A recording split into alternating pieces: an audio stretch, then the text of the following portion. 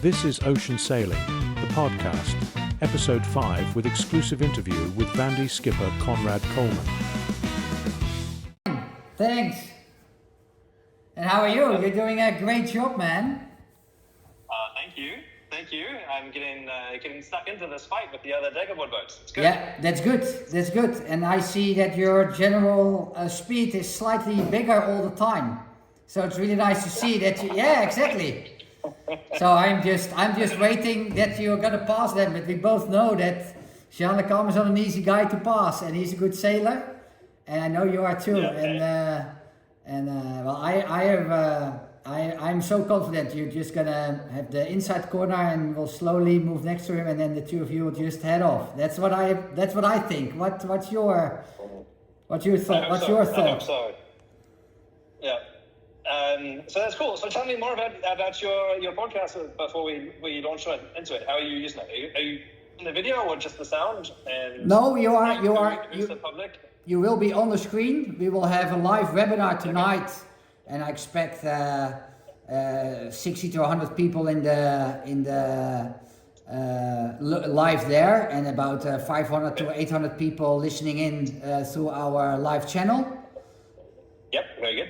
And cool. I just started the podcast a few weeks ago, doing twice a week podcast regarding the Vendée, explaining what's going on, what choices people have to make. And in your case, it's been very much fun because I didn't know you're gonna do all your route all the way to, say, Africa, basically exactly what I did. And I said, like 3 days before you were going to do that, watch out for Conrad and Jean because they are gonna do special things. And what happens like 48 hours later, 36 hours later, there you go. And it was, you were like a hot topic here in the Netherlands because everybody was talking about it, and everybody was hoping that you would come out within the foiling group. It was quite a challenge, that choice. It was. Okay. Okay. So are we going now, or do you want to? Yeah. No, you can go now. Please go. And I'll we'll just have a casual conversation like we often have, and you tell your things and I'll ask some questions. Perfect. Sounds good. Well, it was a really hard decision to make, and one that I had been thinking about since Cape Finisterre, which way to go, and well, actually before that, I'll start again. It was a really tough decision, and it had been one that I'd been looking at since before the start of the race, actually. Even then. And it's something that I had looked at with Christian Dumas, the weather router, who I was doing some classes with this year, and also some analysis before the start of the race. And he said, if there's a complete shell-off in the trade winds, then the safest place to go is to the coast, because then you're likely to get some local effect. There's often a localized low that's built up over the African continent, which then sort of feeds some northerly winds down the coast. And so in the case of a complete shutdown, you should go there. All of the weather routing in the GFS and the European model was saying to go there. And also down the African coast is with a lot of running, whereas the westerly option was a lot of reaching. And my boat is very good at BMG down, and less good and less powerful than the other boats in reaching. So I thought that choice would play to the strengths of this boat as well. Yeah. And also I'd noticed in the videos from my competitors that they had blown up their spinnakers. Louis Duc apparently has broken both of his spinnakers. Guillaume Soulet likewise. And because I had conserved my boat in a good way, then I had all of the cards to play, whereas I was going west. So all of that meant that 38 boats went one way and 2 boats went another way, which was pretty scary. Yeah. And I never expected to come out in front of the foiling boats. I was always doing my comparisons with the other Daggerwood boats, And when I chose that route, it was meant to put me and Jean ahead by 10 hours. Sadly, it didn't come to that because we got completely glued into the calms like everybody else. But I don't feel like I actually lost that much. And actually, as you know, if you can make it through the doldrums with an easterly position, then the east-west separation becomes an asset. And that's what allowed me to sail faster than all of the other boats. Is that I went, I went past the point of Brazil, Recife, with 270 miles of separation laterally between me and Louis Duc. And I was able to burn some of that lateral separation by sailing lower and faster, and they got me back into the race. So, yeah. So I'm feeling pretty confident about the easterly position. Yes, well, I have all the confidence with you, and obviously I think you already started going into that route when you kept Madeira on your west side. That's right. Which was already to me quite a serious decision as well. That's the first moment I thought, Conrad might take the African coast. So I can imagine at this moment you're actually quite pleased with your positioning. I mean, we're 2 weeks into the race.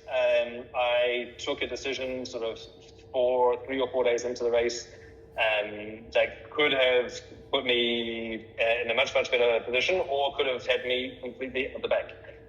So I'm happy now to have limited my losses, reconnected with the fleet. Exactly. Chosen a really good corridor through the doldrums. I didn't stop once. I had, obviously there were surge winds from squalls and so on, but had a clean passage all the way through. I went through the doldrums in one night, basically. So really fast, and then I've been able to benefit from the easterly position, and it's ticking now. Live, I have 180 miles of lateral separation with Louis Duc. Yeah. And I'm feeling good. I'm happy with where I am. Yeah, when I make the calculation, because the east-west separation is obviously not a deficit difference between you and him. I think you're about anything between 50 and 80 miles behind or so, maybe less even. Mm-hmm. So I think it's quite positive with a little bit lower angle for you. So I'm looking also at it like that. So are you experiencing any problems on board? You just said. Basically, I kept my boat in one piece. I've got all my sails still fully up and running, and everything is going well. Or do you have to do some serious maintenance? Are you expecting something? Never really expecting anything major, but certainly I am still, even today, at 100%. Great. I've even managed to do some jobs that we were not able to do during the village. So I would say I'm better than 100%, better than the day I left. All of my sails are in perfect state. The new sails that I got from one sails before the start. I've had some time actually to train with them now, because I had very, very little time to train and validate the sails before I left. So this is a good opportunity to put some miles on the sails and make sure that I know how they're working. And for the most part, it's pretty easy to go above the polars that I've been using for the past couple of years. Great. So I feel like my performance is really good there. That must give some confidence if you see you can sail above polars with sails you have not trained much yet. Yeah, exactly. So that feels good. One thing that did happen is I hit something in the water. I don't know what. I've got a little bit of damage in the port rudder, but the shock broke the junction pole. You're going to show us, I expect. Yeah. So we've got these steering tubes that connect the tiller to the rudder. Yeah. That's meant to be connected. Exactly. So it actually broke into 3 pieces, and I've fixed one side already. Yes. So I can take off the plastic there and show that that's all perfectly back together. Great. And then tonight I'm going to I'm gonna finish the job the second one. and do the other side. And then we just put out a video on YouTube.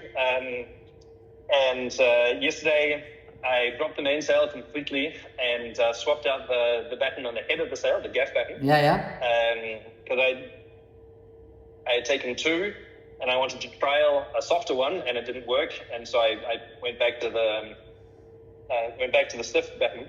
But that's a big job, dropping the main at sea by yourself. And crucially, having to hoist it back up by yourself through the lazy jacks is a big job. Yeah. So and lots of stopping and starting and a serious workout, I can imagine, hoisting 140 square meters of heavy weather sail, mainsail. That is a serious workout. It's a big job. Yeah, I know. Certainly making it through the lazy jacks. So what I did is I made sure that I did that just before swapping from the J2 to the J0. Yeah.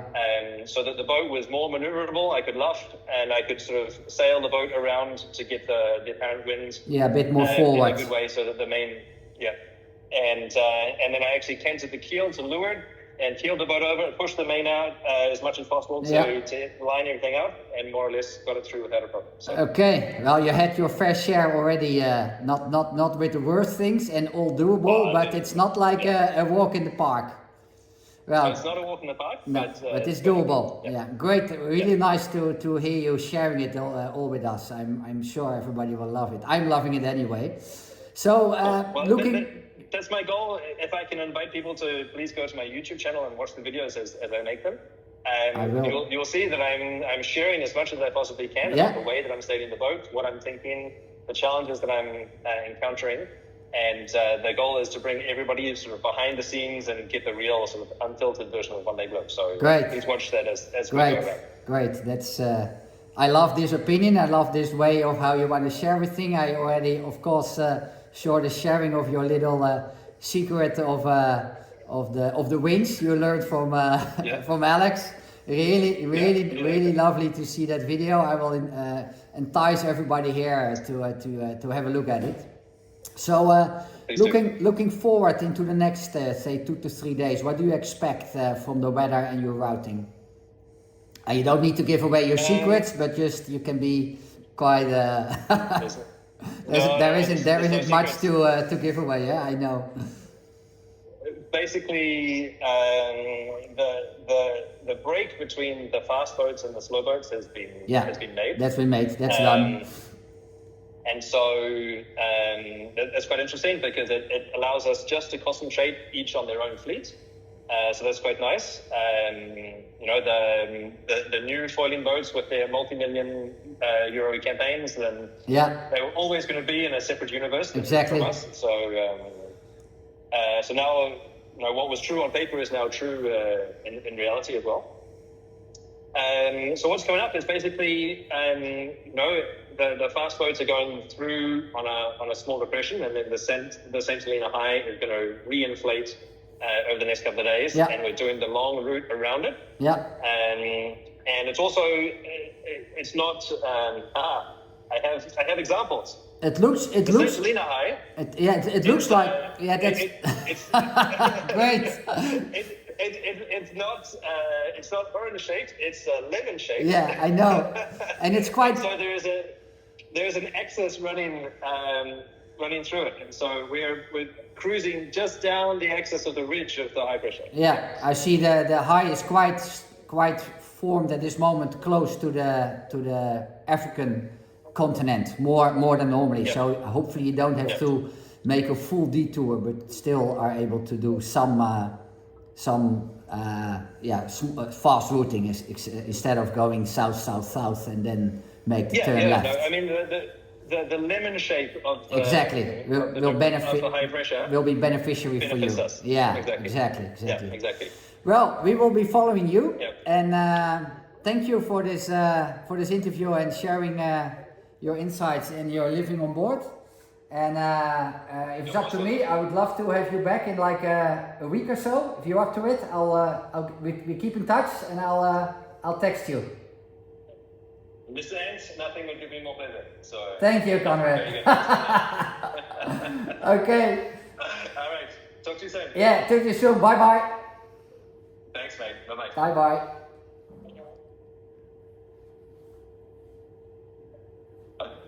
Cool. All right, very good. Thanks, Conrad. I wanted to share. You're welcome. I wanted to share this with you. You remember this part of the boat that we cut up together? Yeah, I know. This Yeah. is. Yeah. Oh, that's what you It's, made. That's what you made of your water ballast tanks. Your former. I'm sitting. Basically- it's hard to see, but I'm sitting on the floor, and I have this seat here. Oh yeah. In the mid former ballast tank. Exactly. Yeah, that one we cut away together. Yeah, so in sitting super low in this chair that is velcroed to the floor, so it doesn't move around. Yeah, it's a good system. Yeah. So It thanks is. again for your help. Well, no problem. It was lovely to do, and I'll be there when you come in, and I'll then have a serious look at your boat when it's finished. Sounds good. Yes. Cool, dude. Okay. Cool. All right, well, let's talk again soon. Yeah, we will. I will call you. We will talk. Send me the link. I will. For the show. Yeah, I will. Share it on my side as well. Yeah, I will. Okay. This was Ocean Sailing the Podcast, Episode 5.